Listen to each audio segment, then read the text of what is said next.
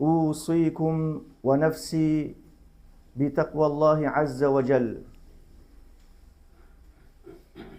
Frères et sœurs en islam, Allah subhanahu wa ta'ala, il nous a guidés vers l'islam et la foi al-iman. Et il a envoyé le prophète Muhammadun alayhi salatu wassalam vers nous. Et il a révélé le Coran, sa parole.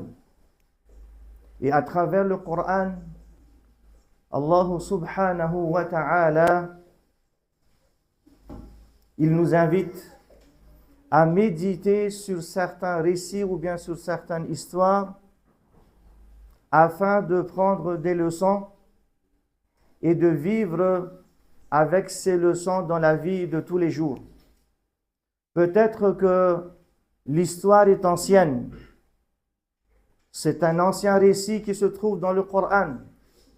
Mais imaginez à quel point le Coran est un miracle, car c'est la parole d'Allah Azza wa Jal qui nous invite de méditer et d'étudier ces leçons. Et parmi ces récits figure le voyage du prophète Moussa alayhi salam qui est allé voir le serviteur pieux Khidr. Le jour de Jumu'ah, Rasulullah sallallahu alayhi wa sallam, il nous a recommandé de lire la sourate Al-Kahf. Et cela apporte une lumière dans la vie du musulman et du musulman. Et dans cette sourate Al-Kahf, Allah subhanahu wa ta'ala, il nous enseigne comment se protéger de 4 grandes épreuves. La première épreuve, c'est le fait de s'éloigner de la mécréance et du shirk. C'est la raison pour laquelle les jeunes, ils se sont cachés dans la caverne. Les jeunes, innahum fityatun amanu bi rabbihim wa zidnahum. C'est-à-dire que ces jeunes, vu la fitna, les épreuves, les tentations concernant leur foi, leur iman, alors ils se sont réfugiés dans la caverne. Donc la tentation dans la vie, vous allez voir, vous serez tenté sur votre religion, votre iman. Ça, c'est la première épreuve que chaque être humain est éprouvé par cela. La deuxième épreuve, c'est l'épreuve de la richesse qui est mentionnée dans la sourate Al-Kahf. Pourquoi Rasulullah sallallahu alayhi wa sallam nous a recommandé et aussi nous sommes récompensés de lire cette sourate Al-Kahf chaque Jumu'ah. C'est parce que dans la lecture, il y a la récompense et dans la méditation de cette sourate, il y a des leçons à tirer et à pratiquer dans la vie. L'histoire est ancienne, mais imaginez à quel point le Coran il est un livre miraculeux. Donc la deuxième épreuve, c'est l'épreuve de la richesse. Aujourd'hui, combien de gens sont éprouvés par leur richesse? La troisième épreuve, c'est l'épreuve de l'intelligence et de la connaissance. Aujourd'hui, lorsqu'une personne est assez éduquée, cultivée, intelligente, alors elle sera éprouvée par plusieurs portes. Et nous avons la quatrième épreuve mentionnée dans la sourate Al-Kahf, c'est l'épreuve de l'autorité. Lorsque vous avez le pouvoir. Et cela se trouve dans le récit de Dhul Qarnayn. Donc nous avons vu la première épreuve, les jeunes qui se sont réfugiés dans la caverne. Nous avons le récit de la personne qui possède les jardins, c'est-à-dire l'épreuve de la richesse, des biens, les biens de ce dunya. Et nous avons l'épreuve de la connaissance, de l'intelligence, du savoir, le récit de Moussa alayhi salam et Khidr. Et nous avons le récit de Dhul Qarnayn, qui est une épreuve de l'autorité, du pouvoir. Et chaque épreuve, chacun le vit à sa façon. Mais comment faire face à ces épreuves? D'où la raison d'étudier, de lire, hein, d'approfondir et de recevoir ce message qu'Allah Azza wa Jal a placé dans cette sourate Al-Kahf. Nous allons parler de l'épreuve de l'intelligence, du savoir et de la connaissance. Le récit du prophète Moussa alayhi salam et de Khidr. Le récit est assez long et lorsque nous résumons ce récit, nous allons voir que toutes les épreuves qu'Allah subhanahu wa ta'ala envoie dans ce dunya, vous êtes éprouvés par la perte d'un être cher, une famille, un proche, un ami. Vous êtes éprouvés par une maladie grave. Vous avez fait tout, mais jusqu'à présent, vous êtes dans cette maladie. Vous êtes éprouvés par un problème financier. Vous êtes éprouvés par des échecs dans la vie. J'ai essayé ceci, j'ai fait ce projet, j'ai essayé cela, mais je n'arrive pas à réussir dans ce que j'envisage de faire dans ma vie. Vous avez échoué dans votre vie conjugale. Il y a plusieurs épreuves dans la vie, la maladie, la situation financière, la perte d'un être humain, etc. Il y a plusieurs épreuves. Vous avez un enfant qui est désobéissant, vous avez un mari qui est difficile, vous avez une épouse qui est difficile. Il y a plusieurs épreuves. Vous avez des employés qui sont en train de vous voler, vous avez un employeur qui commet des injustices sur les employés, etc. Il y a plusieurs épreuves dans la vie. Vous avez des épreuves mondaines et aussi religieuses, venant d'Allah subhanahu wa ta'ala. Toutes ces épreuves. Alors, le prophète Moussa alayhi salam, il est allé chercher une personne qui avait plus de connaissances, un homme plus savant que lui. Il était le prophète d'Allah, mais la personne nommée Khidr n'était pas un prophète. Il était un pieux serviteur, appelé Khidr. Il est allé voir cette personne avec son compagnon Yusha' bin Nun. Qu'est-ce qui s'est passé? Alors, le prophète Moussa alayhi salam, il a demandé Hal attabi'uka ala an tu'allimani mimma 'ullimta rushda. Il a demandé la permission de suivre Khidr. Au fait, l'histoire, elle est assez longue. Mais nous allons juste résumer l'histoire afin de retenir les leçons principales et de vivre cela dans la vie quotidienne. Parce que chacun de nous, nous avons nos soucis, nos problèmes, nos difficultés, nos épreuves. Chacun de nous, dans ses études, dans son travail, dans sa vie conjugale, et tout ce que vous voulez. Alors le prophète Moussa alayhi salam, en tant qu'un prophète, il avait l'humiliation, c'est-à-dire il avait cette qualité at-tawadu', humble, le fait d'être humble. Et il est allé chercher le savoir vers un serviteur pieux qui n'est pas un prophète. Ça, c'est la première leçon. Tu peux être un cheikh, un directeur, un entrepreneur, un employé, ou n'importe. Tu as une compétence, tu as un statut élevé dans la société, tu viens d'une noble famille. Peu importe ce que tu as dans la société. Mais l'humilité, être humble, il t'apprend beaucoup de choses. Alors Moussa alayhi salam, c'était un prophète d'Allah, mais il était humble. Donc cela m'apprend à moi, vous et à moi, que je dois être humble. Peu importe qui je suis. Je gère une entreprise, je suis un directeur, peut-être un grand cheikh connu dans le pays, etc. Le prophète Moussa alayhi salam, il était humble. Alors l'humilité dans la vie. Ce qui s'est passé lorsqu'il a demandé d'accompagner Khidr, alors Khidr lui a dit, tu ne pourras pas prendre patience. Parce que la connaissance qu'Allah m'a donnée, il ne t'a pas donné cette connaissance, ô Moussa alayhi salam. Alors il a posé une condition.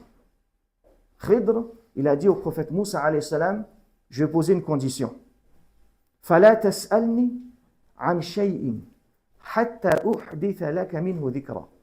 Tu ne poses aucune question jusqu'à ce que moi-même je vais te répondre pourquoi j'ai agi ainsi. Alors, فانطلقا حتى إذا ركبا في السفينة خرقها. Et ensuite, qu'est-ce qui s'est passé? Il y a eu 3 incidents, 3 événements que le prophète Moussa alayhi salam n'a pas compris pourquoi cela. Ils sont montés, avant de monter sur un bateau, qu'est-ce qu'il a fait? Il a fait une brèche, c'est-à-dire il a abîmé, il a fait une brèche, un trou, il a cassé quelque chose dans un bateau. Et ensuite ils sont montés. Alors le prophète Moussa alayhi salam a dit à Khidr, qu'est-ce que tu es en train de faire? Tu as demandé de servir le bateau de quelqu'un, hein? Et là tu as fait une brèche dans leur bateau. C'est une chose monstrueuse. Alors Khidr lui a dit, je t'ai dit que tu ne pourras pas prendre patience. Hein? Ce que Allah m'a donné comme connaissance, il ne t'a pas donné cela. Alors que le prophète Moussa, c'est un prophète, c'est celui qui a parlé avec Allah Azza wa Jalla. وَكَلَّمَ اللَّهُ مُوسَى تَكْلِيمًا.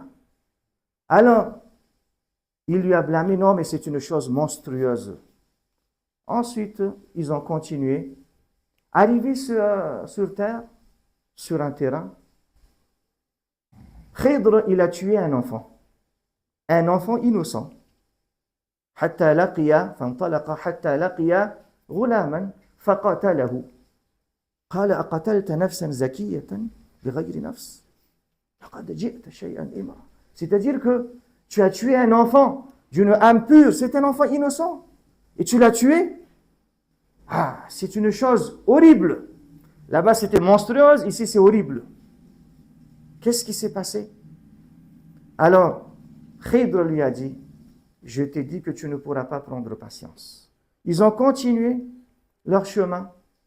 Ensuite, arrivés vers l'endroit, ils ont demandé qu'on les accueille et donner à manger et une place pour rester. Qu'est-ce qui s'est passé? Les gens ont refusé. Et lorsque il y avait une maison de 2 garçons orphelins, ils ont demandé de l'aide afin de construire un mur qui s'est écroulé auparavant. Ils n'ont pas, c'est-à-dire Khidr n'a pas refusé cette aide. Il a aidé ces gens, ces orphelins, à reconstruire le mur qui s'est écroulé. Le prophète Moussa alayhi salam a agi une fois de plus. Et ces gens, ils nous ont refusé le repas et l'hospitalité, ils ne nous ont même pas accueillis. Et toi, tu les aides gratuitement, au moins tu aurais demandé quelque chose en retour. On peut les aider, mais il faut demander quelque chose en retour. Alors là, Khidr, il a dit, là, à présent, on s'arrête, tu ne vas plus me suivre dans mon voyage. Donc, quelles sont les leçons à prendre ou bien à tirer de ces 3 événements que le prophète Moussa alayhi salam, il n'a pas compris? Nous allons l'expliquer dans le deuxième khutbah. أقول ما تسمعون وأستغفر الله لي ولكم فاستغفروه إنه هو الغفور الرحيم.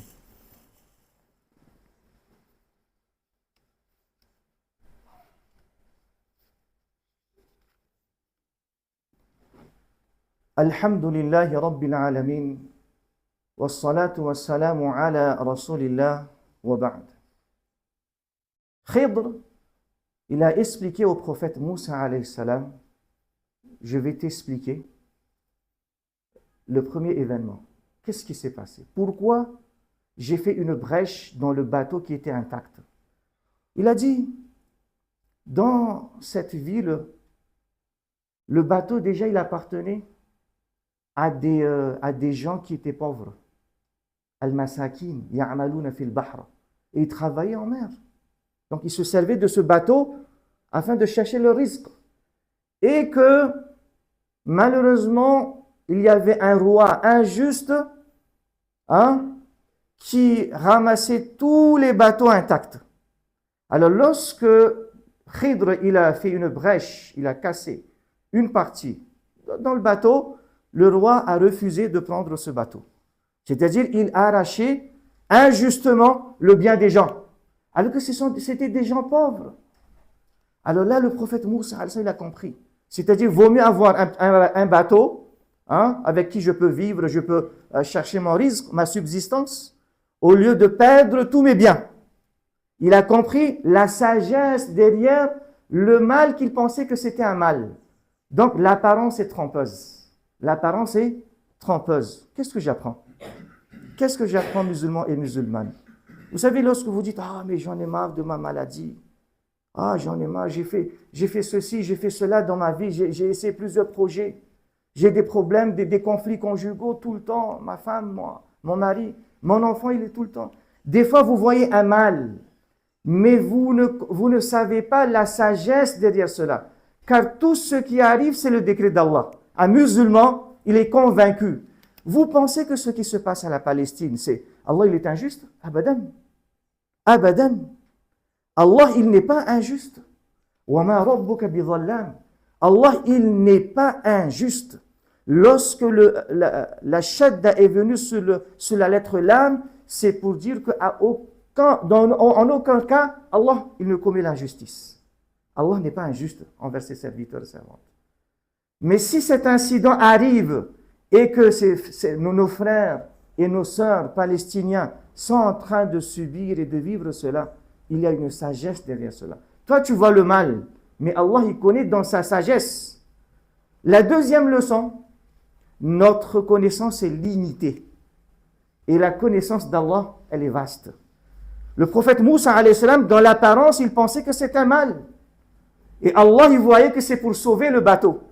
Donc toi, tu vois, ce que tu es en train de subir, c'est un mal. L'apparence est trompeuse. Mais tu ne sais pas pourquoi Allah, il te fait éprouver par ton enfant, par ton mari, par tes biens, par tes richesses, ta connaissance ou l'autorité, etc. Allah, il connaît dans sa sagesse. Parce que sa connaissance, il connaît toutes choses. Il est al-alim. Il est alimul ghayb. Il est allamul ghuyub. Il a toutes ses sifat, ses attributs, les plus beaux attributs.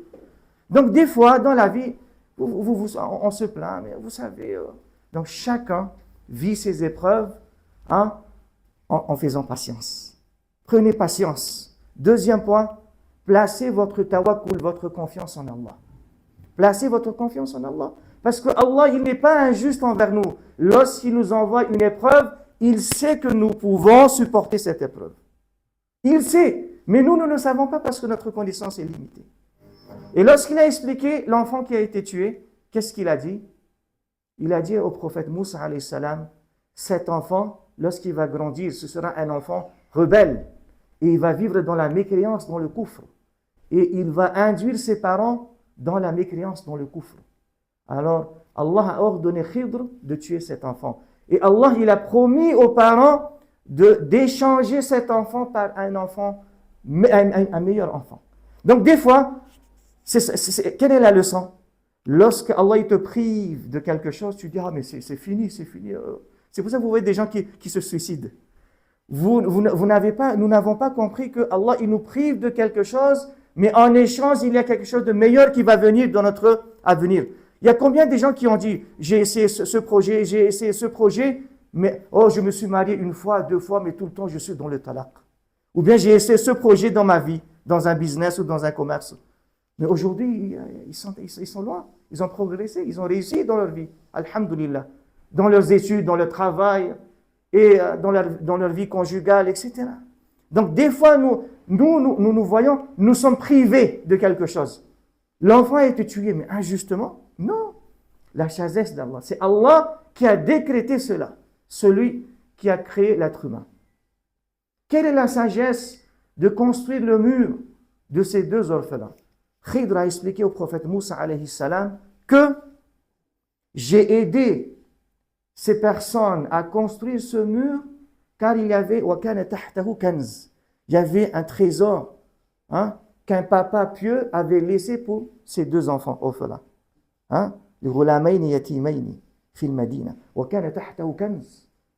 Donc, afin de protéger ce trésor et de le remettre aux orphelins, je les ai aidés gratuitement.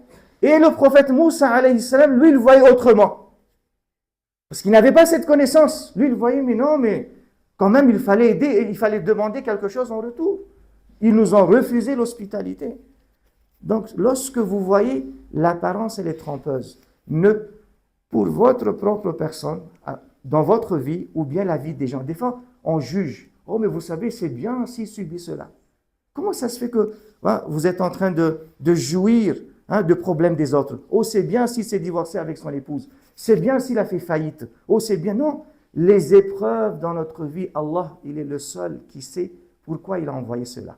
Mais moi, mon devoir en tant que musulman, je prends patience parce que je suis récompensé. La deuxième des choses, on m'a demandé de faire des efforts sérieux et de placer mon tawakkul, la confiance en Allah. Je me remets en Allah. Je fais ceci, des efforts sérieux et je place ma confiance en Allah. La troisième des choses, en tant que musulman et musulmane, je comprends que ma connaissance est limitée et la connaissance d'Allah englobe toutes choses. Et la quatrième des points, c'est que nous vivons cela, peut-être nos yeux nous trompent, mais finalement, nous aurons un meilleur avenir. Aujourd'hui, tu es malade, mais tu ne sais pas qu'est-ce que Allah t'a réservé dans l'avenir. Donc aujourd'hui, tu vois qu'Allah il t'a privé de ceci, il t'a privé de cela. Donc ça, c'est pour nous dire, musulmans et musulmanes, ne soyez pas des gens qui ont des préjugés tout le temps, ou bien qui sont en train de juger. Soit vous jugez votre vie, ou bien vous jugez la vie des gens. Les épreuves sont là. Les épreuves sont là. Le prophète Moussa, alayhi salam, il voyait autrement, alors que Khidr voyait autrement. C'est pour dire que Allah, il voit un bien pour toi. Le prophète Moussa, alayhi salam, a vu le bateau abîmé, et Allah, il voyait le bateau sauvé. Le prophète Moussa, alayhi salam, a vu l'enfant tué, alors que ici, Allah, il voit un enfant pieux qui a été accordé aux parents. Combien de parents aujourd'hui, lorsqu'ils ont un enfant désobéissant, ils disent que plutôt ne pas avoir un enfant. Vous voyez? Vous-même, vous le dites des fois. Nous, on le dit, non, mais plutôt ne pas avoir un enfant. Donc, Allah a remplacé un enfant par un enfant pieux. Le prophète Moussa, alayhi salam, il voyait aider des gens qui étaient injustes envers eux. C'était des voyageurs. Mais Allah, il voyait le fait de protéger le bien des orphelins. Donc, dans la vie de tous les jours, nous vivons des épreuves, musulmans et musulmanes, mais revenez vers Allah. Placez votre confiance sur Allah subhanahu wa ta'ala. Faites des efforts sérieux et vous allez voir que quelque part, il y a toujours un bien, un meilleur. Ce qui est de meilleur, Allah il nous a réservé quelque chose de meilleur dans ce dunya et dans l'akhirah. C'est pour cela que le prophète alayhi salatu wassalam, il lisait souvent ce dua, Rabbana atina fi dunya hasana wa fil akhirati hasana wa qina adhaban nar. Donc ça c'est la leçon à partir du récit du prophète Moussa alayhi salam et de Khidr. L'apparence est trompeuse. Lorsque Allah il nous envoie des épreuves, il est le seul qui connaît parce que sa connaissance englobe toutes choses. Et Allah, il n'est jamais injuste vis-à-vis ou bien envers ses serviteurs ou bien ses servantes. Donc, soyons des musulmans et des musulmanes obéissant tout le temps à Allah subhanahu wa ta'ala et qu'Allah fasse il nous facilite nos épreuves que nous vivons dans ce dunya, que ce soit nous ou bien notre famille ou bien tous ceux qui vivent dans notre société et qu'Allah subhanahu wa ta'ala nous accorde le meilleur dans ce dunya et dans l'akhirah. ربنا آتنا في الدنيا حسنة وفي الآخرة حسنة وقنا عذاب النار اللهم إنا نسألك الهدى والتقى والعفاف والغنى إن الله يأمر بالعدل والإحسان وإيتاء ذي القربى وينهى عن الفحشاء والمنكر والبغي يعظكم لعلكم تذكرون ولذكر الله أكبر والله يعلم ما تصنعون